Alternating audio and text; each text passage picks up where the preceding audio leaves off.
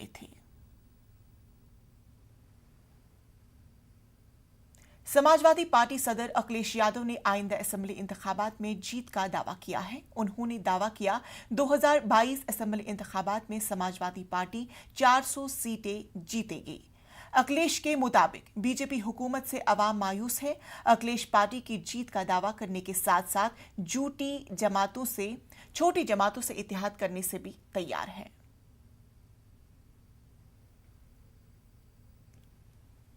बताएगा और जिस तरह की नाराजगी दिखाई दे रही है किसानों के अंदर, नौजवानों के अंदर, व्यापारियों के अंदर, हर वर्ग के लोग जिस तरीके से समर्थन में आ रहे हैं, भारतीय जनता पार्टी बुरी तरह हारेगी और बुंदेलखंड में भारतीय जनता पार्टी का सफाया होगा। क्या हो सकता है कि जनता 400 सीटें भी जिता दे। उत्तर प्रदेश इतना बड़ा प्रदेश है और यहाँ चुनाव के समय तमाम राजनीतिक दल आते हैं 2022, लेकिन समाजवादी पार्टी का लक्ष्य ये है कि भारतीय जनता पार्टी को उत्तर प्रदेश से हटाना।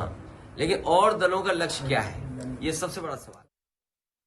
नवाब मलिक के दामाद